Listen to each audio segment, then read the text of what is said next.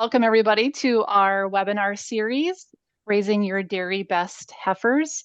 My name is Jennifer Bentley, and I work with Iowa State University Extension and Outreach as a dairy field specialist. And we're hosting this summer webinar series focused on heifer raising. And this is a joint program with Iowa State University Extension and Outreach Dairy Team, as well as a North Central Risk Management grant that we've been using to help us do some educational programming around heifer raising. So today we're going to start off with maternity management. And you can see on the slide here, we do have a full series coming up in June, July, and August. So we hope the group will tune in to the remaining of these webinars. They will be recorded and we'll archive them on our Dairy Team YouTube channel for fewer viewing later on. But if you have questions as we go along here today, feel free to put those into the chat box. And I do have my colleagues on here. Fred Hall is on the call, as well as Gail Carpenter and Larry Tranel. So they're all part of our Extension Dairy team, and they're going to be helping to monitor or moderate the chat box here today. So with that, we're going to go ahead and get started. And I'd want to welcome our presenter here today talking about maternity management, Dr. Howard Tyler with Iowa State University. Dr. Tyler completed his master's and PhD degrees in nutrition and physiology at North Carolina State University. Following graduate school, he took a position with the Dairy Science program at Iowa State University with a variety of teaching, research, and extension opportunities. He taught the Senior Dairy Management course for 25 years, in addition to a variety of other courses.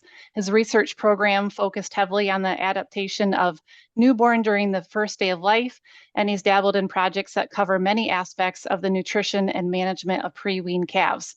He's published in scientific articles, extension, and popular press articles, including the chapter on calf development and birth and raising dairy replacements, and is the co-author of the most recent edition of Dairy Cattle Science. He moved into his current position as an assistant dean for student success 7 years ago. This role gives him the opportunity to repay all the people that assisted him through all the challenges and twists and turns of his life journey by supporting undergraduate and graduate students with their own financial, academic, and personal challenges. So with that, Dr. Tyler, take it away. Hopefully the screen showed up. Thanks, Jen, for the introduction. And I'm really happy to be here and to see that people actually showed up. I appreciate that as well, taking time out of your day to come to a webinar where there's no food involved. I'm impressed. So, as Jen said, I'm going to talk a little bit about maternity management, really focused on the day of calving for both the cow and the calf, and how to help that process go stress-free. And I always try and start with a little bit on why you should care about this. So the losses that occur due primarily to dystocia or to things not going right on the day of calving are pretty extensive for the dairy industry, somewhere between 750 million and $1 billion per year from losses associated with that issue. On the calf end, we can drill down a little more in terms of how we can prevent this and how we can manage this. Over the last 30 years, you can see the industry has not done well with this topic. So calf mortality has increased in this country from 13 to 20% over the last 30 years. And a lot of that has occurred due to increased dystocia issues. So stillbirth rate, the average stillbirth rate in the country is about 9%. But the range of that from farms that I've worked with over the years has gone from about 0.5% on some farms up to well over 25% on some other farms. Losses during the first 48 hours are another 7%. Most of those are dystocia related. And then there's another 4% of calves die up through weaning. And a high percentage of those are also related to dystocia that happens because it makes them more susceptible to other issues later on. Overall mortality rates range from 1% to over 70% on farms that I've worked with. So consistent death losses of less than 1% are possible on farms. So this This high range suggests that it is possible to change these numbers on farms. If there was a low variance, wouldn't be much we can do. But the fact that there are farms that consistently keep dystocia at a really low level and calf mortality at a really low level suggests that we just need to shift management a little bit to make that happen. So we'll start with the calving environment a little bit because people have cows in all sorts of places and it does make a difference. Um, we can do it right almost anywhere and we can do it wrong in a lot of places as well. So some places still use pastures and that's often considered as an ideal calving environment. Uh, but the challenge there is that cows like to isolate themselves during calving, and they'll often go find the worst section of the pasture to go and calve in. Or if there's a storm with the shelter, the cows that are not calving will use the shelter, and the calving cow will go off into the middle of the storm somewhere to have her calf. Calving in group environments also increases the risk of identification errors. The last study that I saw said that 10 to 15% of all registered animals were wrongly identified because it's pretty easy to, especially in group calving environments, to get the wrong calf matched up with the wrong cow if you have multiple cows calving on the same day. We can also calve indoors in group calving or individual pens. Um, there's pros and cons to both. Cows are social animals and they prefer to be in groups up until they're actually in the process of calving. So there's not an ideal situation for this. Group calving, the challenges with that are primarily around biosecurity and the lack of the ability of animals to isolate themselves makes it dangerous for the calf that's being born. And if we need to assist, it can be dangerous for the people because maternity or cows in maternity pens tend to be more aggressive than cows at any other time during the stage of lactation.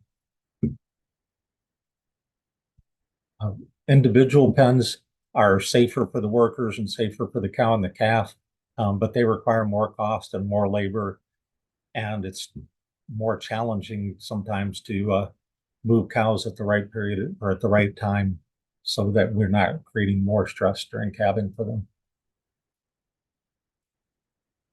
So an issue for either one of those is the space.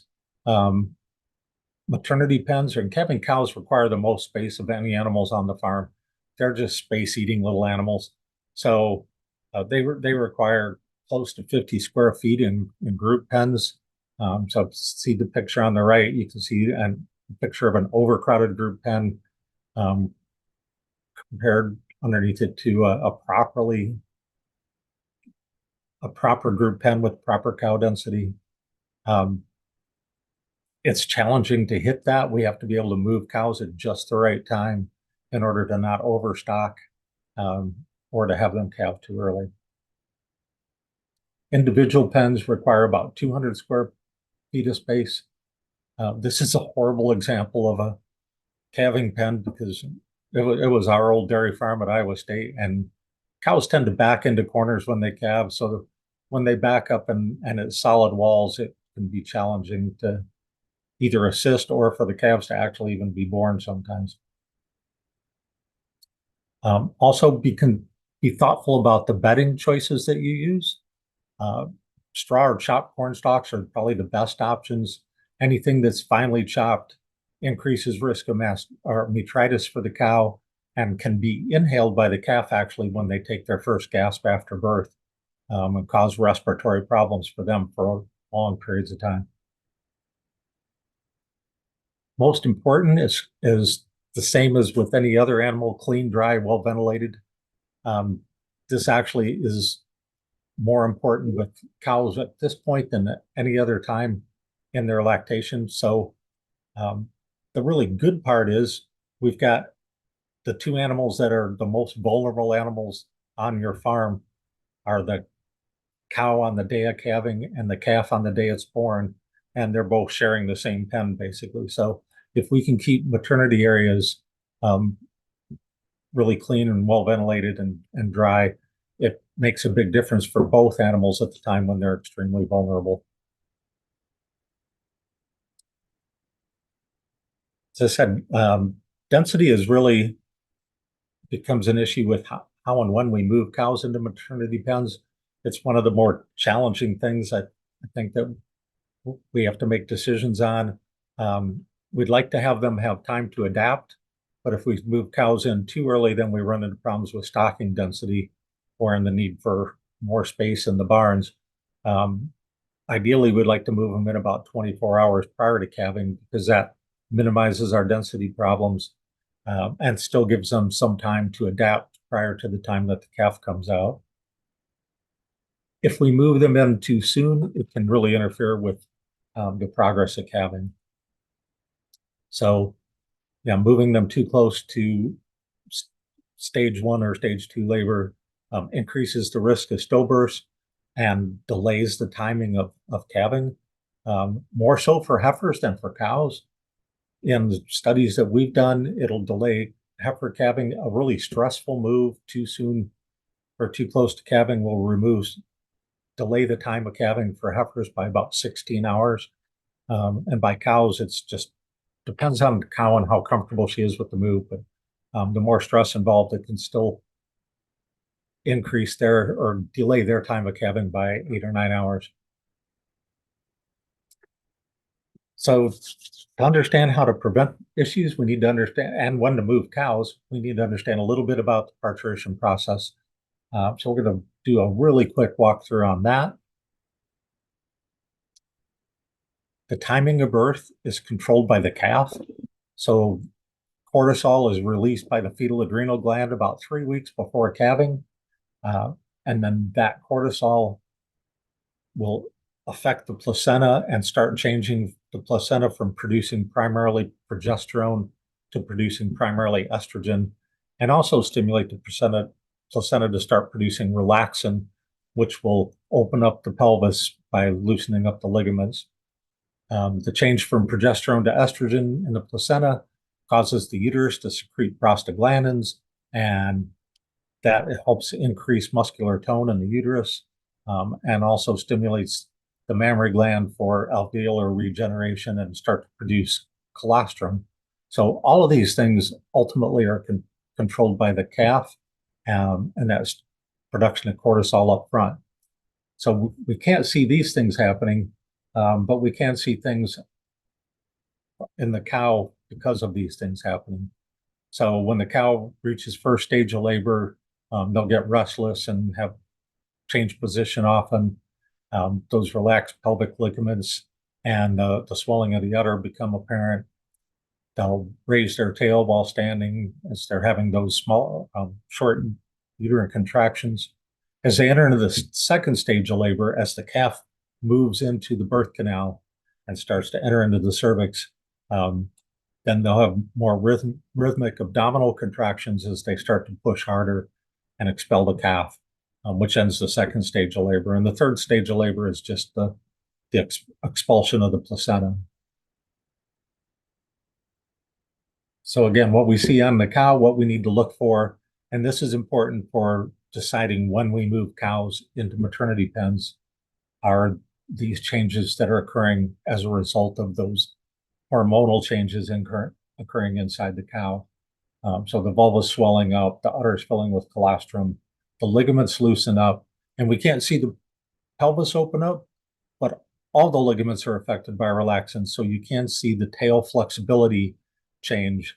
Normally, if you go twist a tail on a cow, you can twist it into about a horseshoe shape, but the day or two before calving, you can twist it into a full circle, and then you know that cow is getting really close to calving and it's time to move them.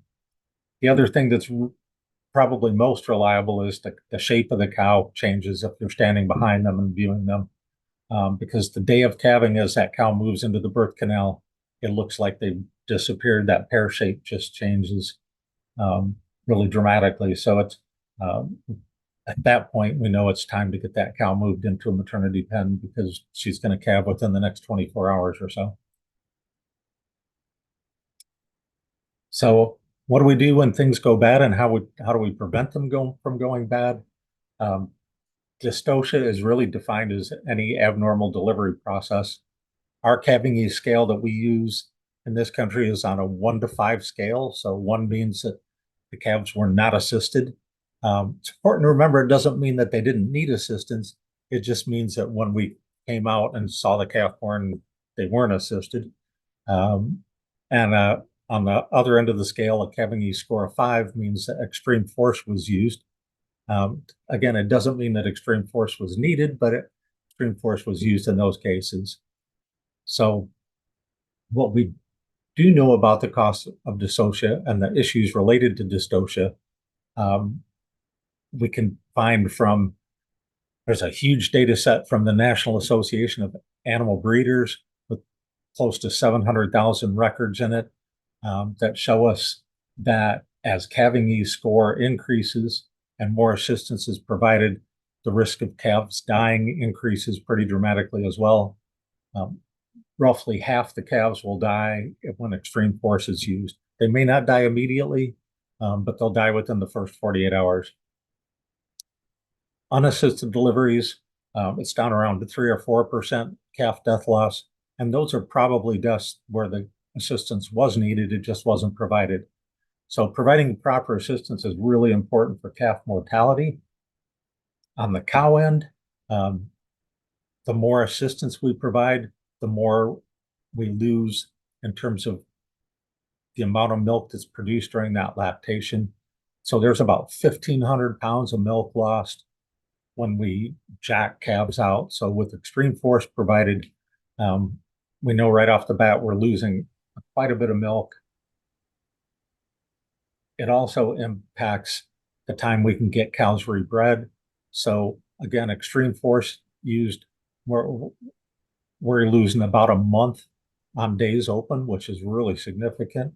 But also, if you take a look at slight assistance, we lose about a week on days open just by providing any assistance. So we need to make sure before we assist at all that assistance is necessary.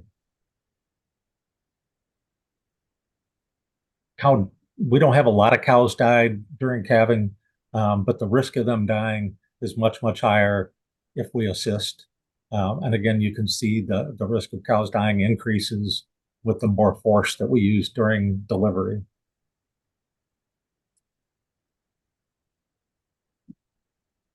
Assistance in delivery also increases retained placenta incidence. And in this case, it doesn't make any difference how much assistance we provide. Any assistance increases the risk of retained placenta pretty dramatically. And we'll talk about why that is in just a couple of minutes.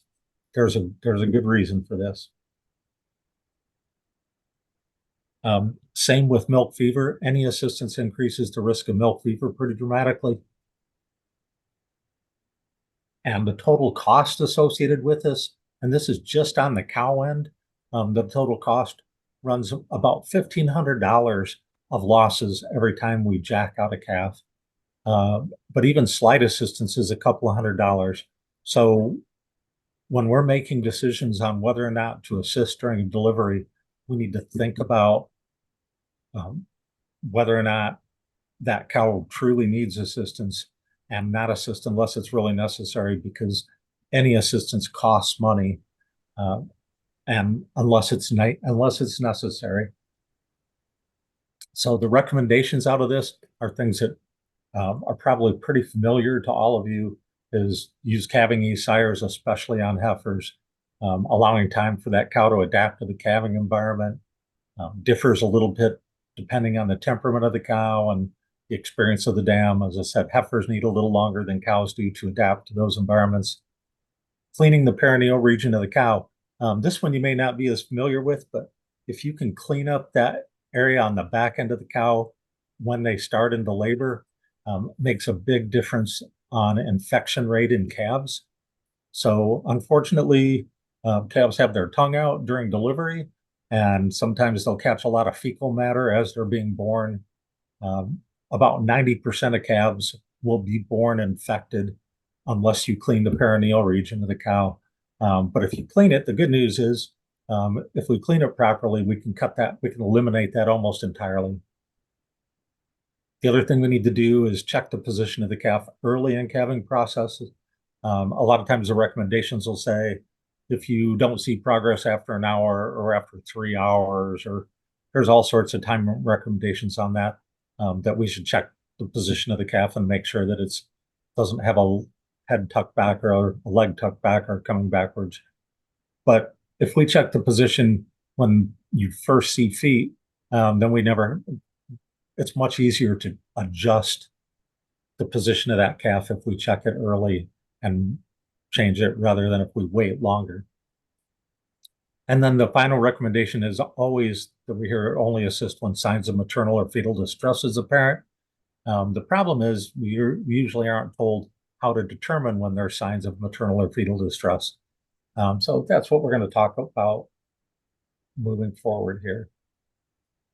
A lot of the recommendations will say if you see large hooves, it indicates that there's a large calf in the uterus and we should assist earlier.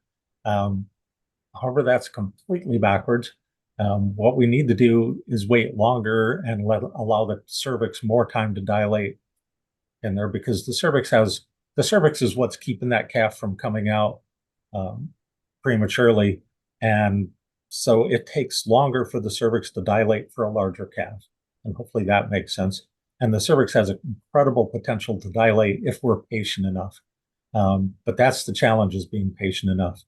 Normally, calves weigh about 7% of the body weight of the dam. So a 1,000-pound cow would have a 70-pound calf, and you can adjust from there. But we've had a 126-pound calf be born from an 150-pound heifer. It's well over 10% of that heifer's body weight. It just took a long time for that calf to be born, but it was never in distress, and it was born naturally and normally without any stress or problems. If we assist too hard, or pretty much any assistance increases the risk of damage to the calf and to the cow. So we're assisting before that cervix is fully dilated, because the cervix will stretch, so we can pull that calf out if we need to. But oftentimes we pull it out when we don't need to, and then we stretch the cervix over the shoulders of that calf, and then it'll snap back down on those ribs. And the ribs are the least calcified bones in the calf's body. So assisting calves, one study that was done where they just x-rayed every calf that they assisted, it was a veterinary clinic, 40% of the calves that they assisted had rib fractures, and most of them had multiple rib fractures. And then around 10% had front leg or vertebral fractures. None of them died immediately, but most of them died eventually. And they were definitely what you would consider unthrifty calves. So what you have to learn how to do in order to prevent these problems is to visualize what's happening inside the uterus by what you can see outside the cow.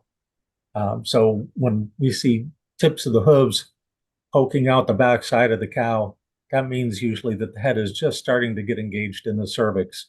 And we have quite a while before that cervix will dilate far enough to let the head out, and then a little longer again before it dilates far enough for those shoulders to fit out. So it requires a fair bit of patience and then a fair bit of being able to visualize what's happening. So again, for this particular cow, we can see the nose and the tongue starting to pop out. Means the head's engaged in the cervix now, but the shoulders are still trapped behind there. And it's going to take further time again for that cervix to dilate and that calf to be able to come out naturally. In normal for a Holstein mature cow, the whole process takes on average about 20 minutes. For heifers, it can take 2 or 3 times longer than that. So how do we know when we need to assist then? So signs of distress, uterine inertia, hardly ever see that, where the cow just stops pushing. Pretty much the only time that happens is when cows get milk fever before calving. It happens in about 2% of cows, so it's pretty rare. But when it does, the best thing to do there is really to provide calcium and not to provide assistance. If the cow is becoming unresponsive, then the cow may need assistance to get that calf out. And then on the calf end, the rest of it is there. Looking at the calf tongue gives us a good indication of the oxygenation of that calf, how much oxygen is in their blood. So both the color and length can tell us that. Responsiveness of the calf is a little bit late usually. If they don't have an eye reflex, they're pretty far gone. So usually we should have assisted before that. And then the appearance of meconium or blood or placental chunks during delivery. So um, we've done a study comparing the color of the calf tongue to the oxygen level of the calf, similar to what they do in hospitals with as in maternity wards. They use pulse oximeters to measure what's happening in the baby as it's being born. Most farms don't have those available. So you can see we got our Sherwin-Williams paint strips. We spare no expense on our high-tech stuff here, and then compared the color of the calf's tongue, and we did use a pulse oximeter in this study to measure, check it with oxygen levels. And so what you can see is that the color of the tongue really relates really well to oxygen. So as that tongue gets dark and stays dark, then that calf is in distress and needs to be assisted. They still are really resistant to oxygen problems. So you still got, even when the tongue gets dark, you got 5 to 10 minutes to get that calf out at that point. The problem is usually when you're checking intermittently, you're not sure how long that tongue has been dark. So that tells you it's time to assist. The tongue length, same thing, correlates really well because the tongue in cattle is really muscular. And as they lose oxygen, it loses muscle tone and it just will extend out far further. Tongue reflex didn't help us much in our determination, but maybe we're just not good at it. But I think here's my disaster picture. I think it shows a really good example of a dark tongue that's hanging. Usually the tongue will only be out less than a half an inch. So when it's coming out this far, that calf's in distress. It's pretty dark there. You can see chunks of the placental cotyledons on there and a lot of blood in those water bags. And that just means that when the calf moved into position to calve, it tore its own placenta and it's bleeding out internally. So it just needs to be assisted and pulled out pretty quickly, and that will stop that blood loss. Again, another picture of a calf tongue that shows that calf is in distress. And this also shows probably a poor way to pull the calf. Ideally, we'd like to double half hitch so that distributes the force along that long bone rather than having that single loop down at the pastern level. The other challenge that we have with helping people learn how to assist is people tend to pull too hard. We don't ever really want to pull a calf with more than 150 pounds of force, and less than that if you're working with jerseys. The uterus is pushing on the other side. So the uterus pushes with about 75 pounds of force, trying to push the calf out. And then ideally what we'd like to do is when the uterus isn't pushing the calf on the cervix, because it's that pressure on the cervix that causes it to dilate. So we just want to maintain a constant force on that cervix so it will dilate faster. So when the cow isn't pushing, we should pull because that then keeps a force on the cervix. And that's the opposite of what a lot of the articles will tell you to do. They'll say, pull when the cow is pushing, relax when the cow relaxes. And you should do exactly the opposite of that. Pull when the cow is relaxing and relax when the cow is pushing. You only need to pull with about one person pulling. 2 people can pull with about 300 pounds of force. It only takes about 600 pounds of force to fracture the femur on the calf, which is one of the most calcified bones on that calf. If you're using a calf jack, be aware that that calf jack can generate a tremendous amount of force on that calf. Most calf jacks will go up to about 2,000 pounds of force before they bend. And I've worked with places that have bent multiple calf jacks in a single year. So people tend to overuse the amount of force that they can use on those calf jacks. So whenever I see calf jacks on farm, it makes me extremely nervous because it's hard to use them properly and not pull too hard. It's a lot easier to just pull personally and maintain a set amount of force. And then the last little recommendation I would say is to stop assistance after the last rib is delivered. So once the chest cavity is out of the calf or is out of the cow, then the calf can breathe at that point, can expand their chest cavity and breathe, and they don't need any more assistance after that. We don't have to worry about the pelvis getting locked up, the calf pelvis getting hip locked into the dam's pelvis. It's super rare in dairy cattle, and pretty easy to fix if it does happen. But what can be a problem is the umbilical cord rupturing too soon. So if we pull the calf all the way out, calves have the shortest umbilical cord of any other mammal that I know. And the umbilical cord will actually rupture as the hind legs are being pulled out of the cow. If you've seen babies born, you can fully deliver a baby and you've got extra umbilical cord, and it allows that baby to breathe before the umbilical cord is ruptured. But for calves, we have to leave the back legs in the cow in order for that to happen. And that's important because once the calf starts breathing, that shift in oxygen level in the calf will trigger the placental blood vessels to constrict. Super important for the calf and for the cow. So when the blood vessels constrict in the placenta, it squeezes all the blood that was in the placenta into the calf, and that allows that calf to perfuse their lungs and their brain and their digestive system better, gives them more blood volume. So we want that additional blood volume to move into the calf. It also allows those blood vessels to collapse in the placenta, and that assists with the early release of the placenta. So if we rupture that umbilical cord by pulling that calf fully out before the calf has a chance to breathe, those blood vessels stay engorged in the placenta, and it will increase the time that it takes that placenta to release. We have a much higher incidence of placental retention or retained placenta in cows where we assisted, because as you can see, that maternal side there and the fetal side, the fetal blood vessels interdigitate into that uterine caruncle in the uterus of the cow, and we need those blood vessels to collapse so that they separate more easily.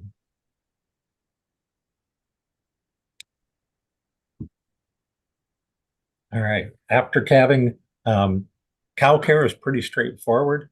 Just want to encourage that cow to stand up and lick off the calf. Licking off the calf stimulates hormonal changes in both the cow and the calf that are beneficial for both. So licking off the calf is not just a matter of getting the calf dry, but it actually is beneficial for both the cow and the calf. There's good data that says that providing a bolus of calcium after calving is beneficial for cows and preventing milk fever and just getting them off to a better start into lactation. And also providing a bolus of some type of non-steroidal anti-inflammatory drug like aspirin is beneficial, especially for cows that have experienced stress at delivery. But those non-steroidal inflammatory drugs do require either veterinarian approval or a prescription to get those, but that's worth talking to your vet about. And then we'd like to milk the cow out within an hour of calving, because immediately after calving, the cow is shifting from colostrum generation, colostrogenesis, to producing milk. So the colostrum becomes diluted fairly quickly after calving if we don't harvest it right away.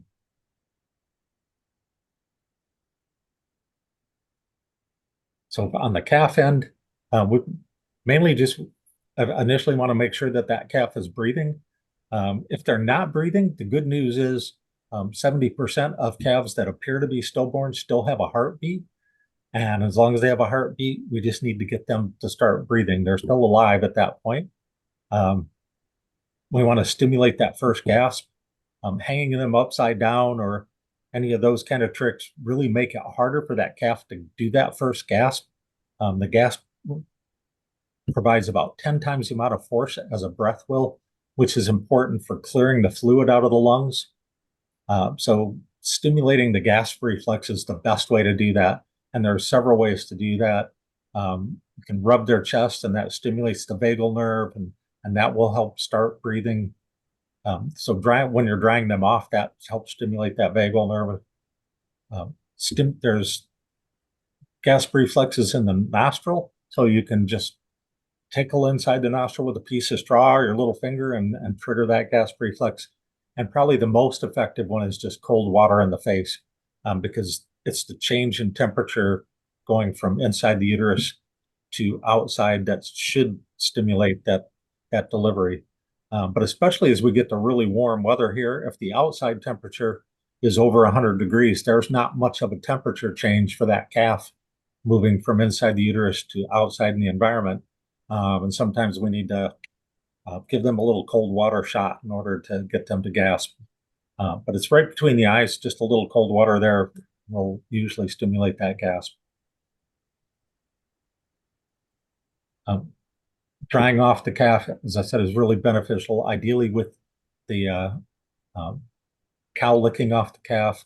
But otherwise, you can stimulate those same changes by drying the calf off vigorously with a beach towel. Plus, it's also really important when we get back to cold weather to have that calf be dry as we transition it out into a colder environment. Thermoregulation is different in newborns than it is in older animals. They use non-shivering thermogenesis primarily. So they have brown adipose tissue that can just generate heat directly. And that's their preferred way to generate heat. And it's way more energy efficient than shivering is. So if they can do that, calves are born with a lot of brown adipose tissue. And in cold weather, that is their primary means of generating heat. In warm weather, like calves that are born now, that brown adipose tissue is not beneficial because we don't need to generate heat. So it'll start to regress and disappear within a day or two after calving. So anytime that calf is in a thermoneutral environment, that brown adipose tissue disappears. This is important to remember in cold weather, because if we put calves under a heat lamp and we leave them under there for too long, that brown adipose tissue will be tricked into thinking that it's warm weather and it will disappear. And then they won't be able to use non-shivering thermogenesis to stay warm when we put them into a cold barn or a calf hutch. So putting calves under a heat lamp or into a warm barn, we should only do that temporarily and then put them into the environment that they're going to be in after that within 12 hours at the most. For low vigor calves, there's this thoracic squeeze technique that can bring them back. There's a whole physiological process behind this, but if you just wrap a soft rope or a blanket tightly around their chest area, if you get it squeezed down pretty tightly, they'll go into a fully relaxed state and just lay limp, and then you leave that for a couple of minutes on up to 15 or 20 minutes, depending on how relaxed the calf is.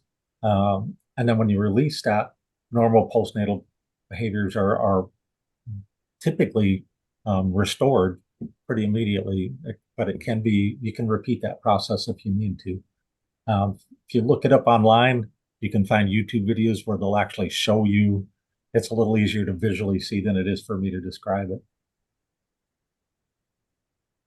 So just a real quick summary then, we want to get the calf away from the dam pretty quickly after it's been licked off. Move it to a warm environment if it's necessary, but then get it into that calf housing. Dipping the navel is really important. It doesn't replace a clean environment. So dipping the navel in a bad environment, that calf's still going to probably get navel ill. In a really great environment, it's just an extra step to help. But any kind of broad spectrum antibiotic type dip will work. Chlorhexidine, iodine, ideally without added alcohol in there. So chlorhexidine tends to be dry faster than iodine does. and then feeding adequate amounts of high quality colostrum, which I'm not really going to cover today, but we want to get in a full size Holstein calf, you'd want to get about 4 quarts of colostrum in there and then adjust based on size. So the size of the calf reflects their digestive capacity pretty well. So calves under 75 pounds, we want to knock that back down to 3 quarts. And if they're under 50 pounds at birth, we probably want to knock back down to 2 quarts to avoid having them aspirate that colostrum into their lungs.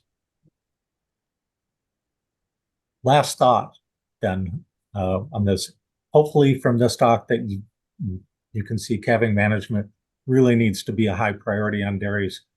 It's difficult because we can't schedule it. So it'd be a lot easier if we could convince cows to calve at defined times during the day when we could be there. But typically then we have to make decisions between monitoring that calving or other things that are happening on the farm unless we have a large enough farm to have full-time help that are just dedicated to that.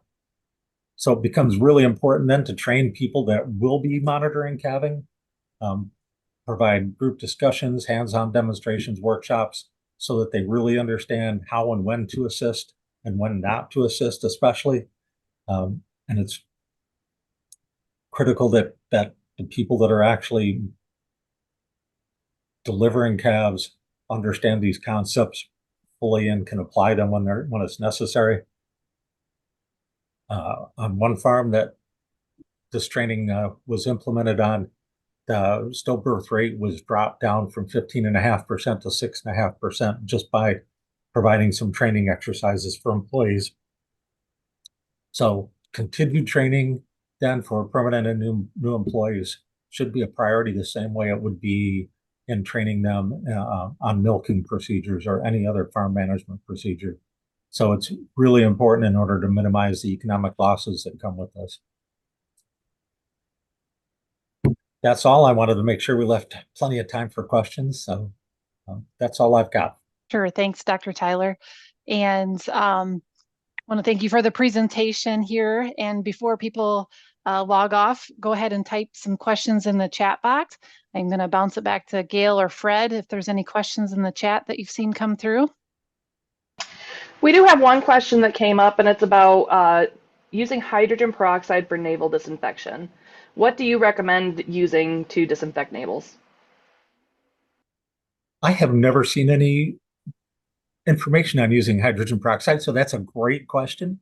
I would guess that that would have some value, and it's cheap, so I understand the temptation to use that. Chlorhexidine would be my number one choice. 7% iodine. If you're going to use iodine, I would use 7%. Just be careful not to splash it up onto the body wall too much. It can burn tissue pretty easily. So, but there are lots of different things that can be used and lots of disinfectants that are available. And all of the data on naval disinfectants shows that they all work fairly similarly and equally in the same environment.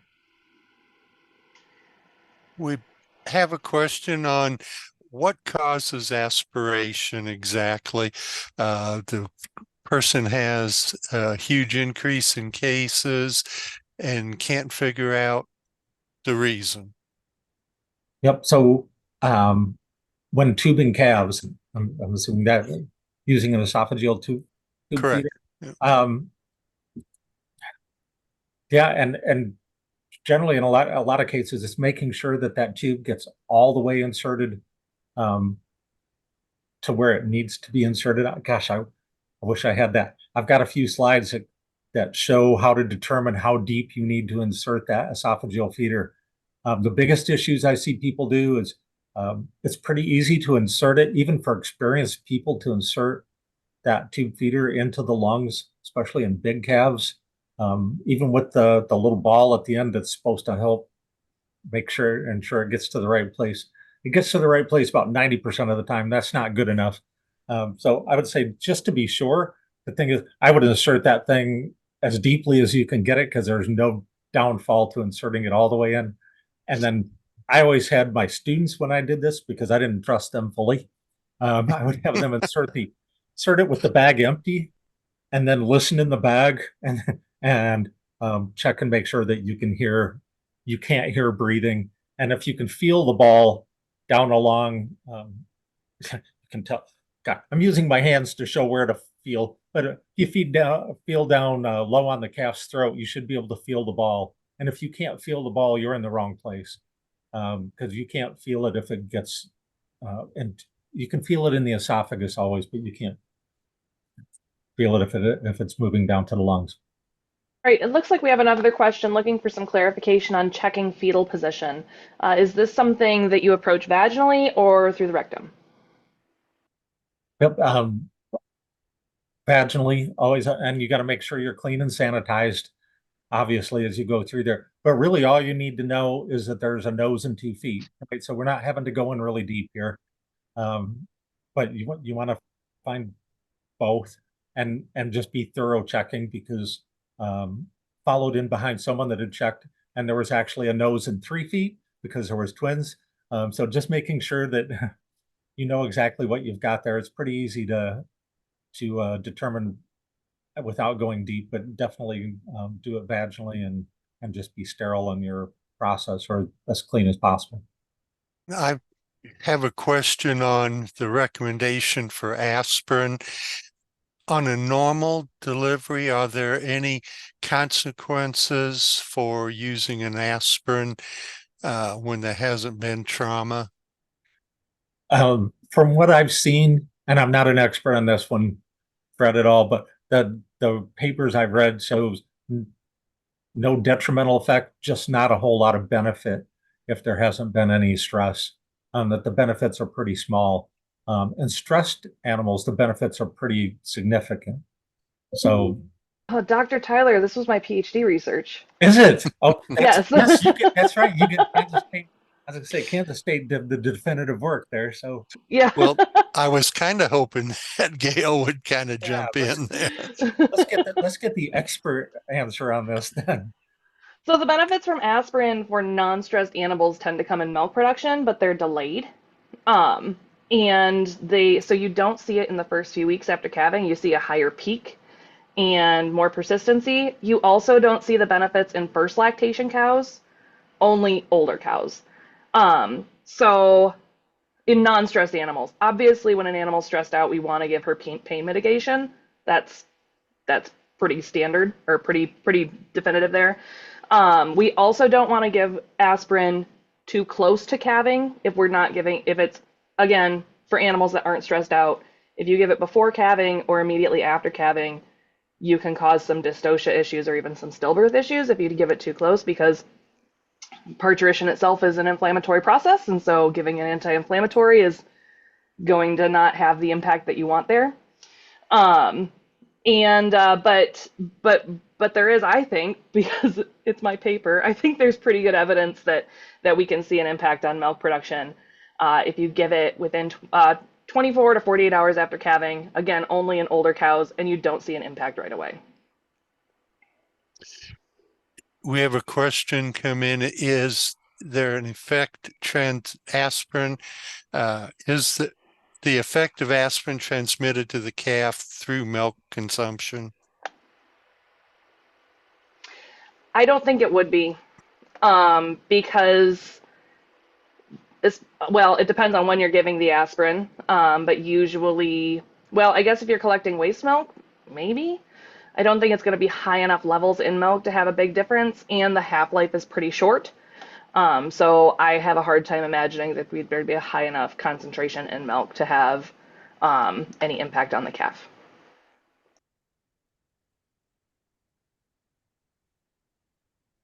We have another question that came in.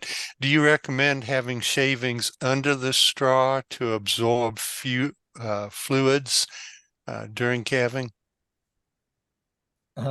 Yeah, you either need to really deep bed with straw or have shavings down underneath. I would definitely put shavings under rather than on top, because when calves do that gasp, as I said, it's 10 times the force of a breath, and so they will inhale hulls, sand, shavings, any of that's loose. So really clean straw on top ideal just to keep their lungs clear and clean.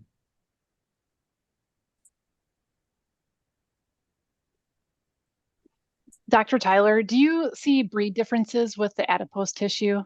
Are there certain breeds that have more or less? Oh, Jen, I should have expected you to ask me a tough. Is this my defense? No, I have no idea. I I would expect that there would be some, but I don't know what that is.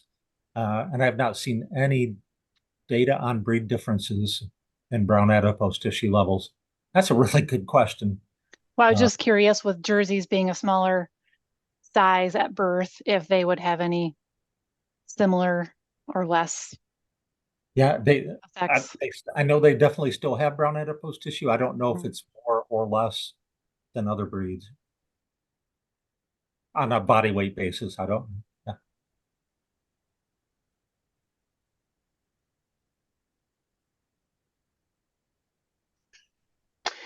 We have another question on your thoughts on feeding colostrum directly for the dam versus bottle feeding. Uh,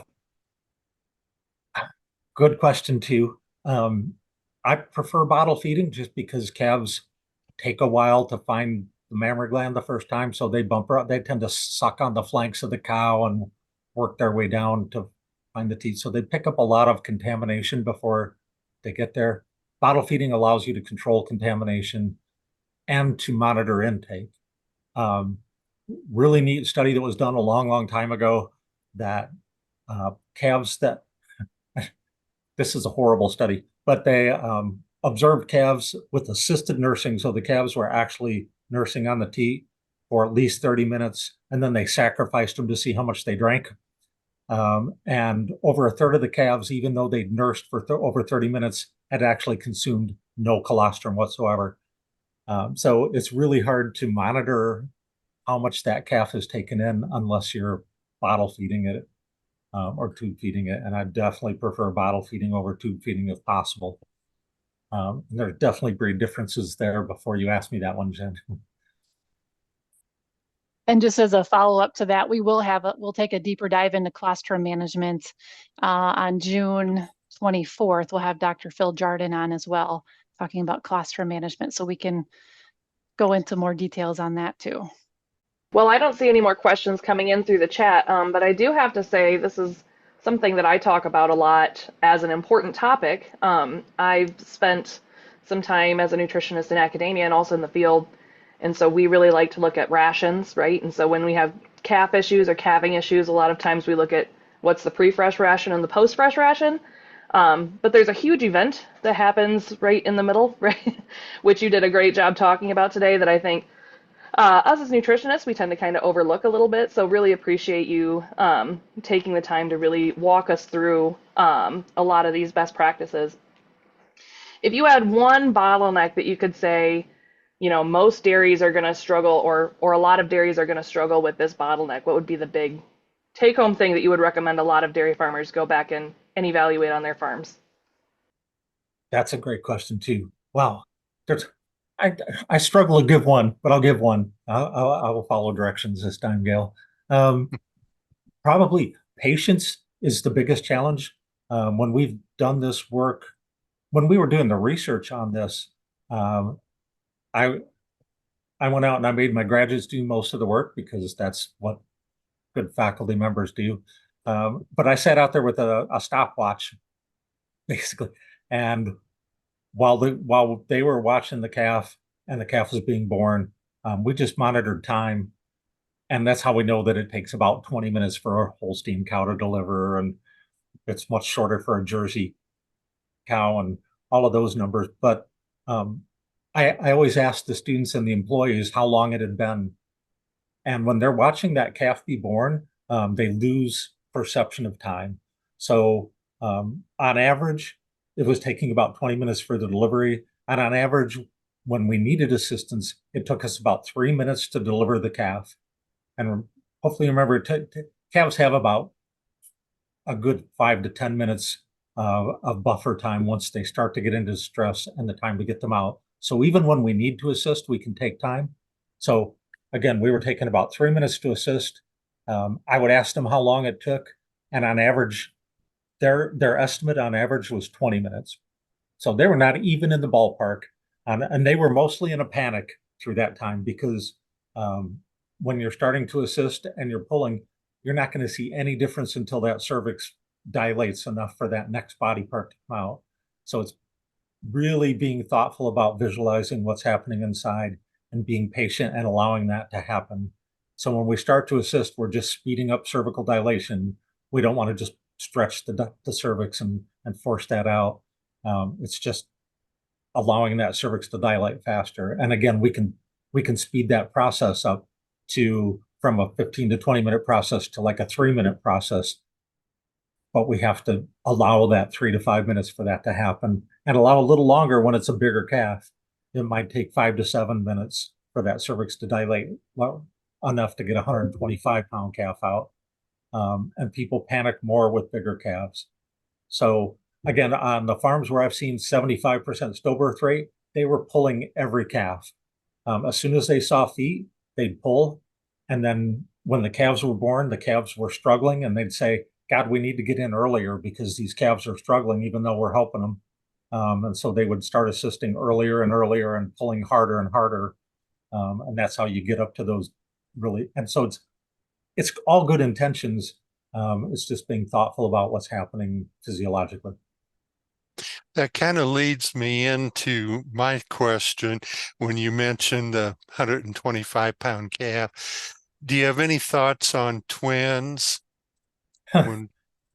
Yeah, twins almost always require some type of assistance, and it's just making sure that they take turns coming out. Um, that's the biggest issue is they tend to wedge up with each other in there. And typically with twins, one calf comes backward and one comes forward. Not always, they can come in all, but that's the most common configuration of twins is one forward and one backward. So being prepared for that. Backward calves are obviously throw some of the rules out, but a lot of times with twins, if we check early, as I said, you can feel that there's more than should be there. A lot of times there's a tail up there with two hooves and a nose and a tail, and that's not all the same calf then, or 3 hooves, and so just giving that one a shove back and moving the other one into central position allows that calving to go a lot better.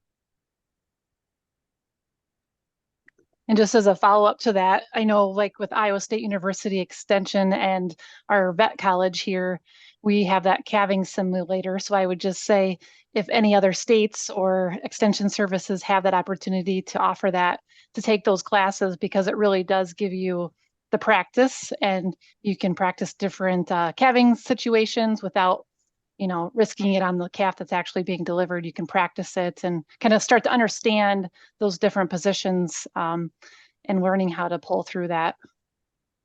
Yeah, I didn't even talk about malpresentations because that gets much more complicated. They're much easier to adjust, as I said, if you check them early and find them, because once that uterus is contracted tight around that calf, it's harder to be pushing against that 75 pounds of force. So while that uterus has still got a little space and not as tight, it's easier to push the calf back and pull a head leg up or get a head in position.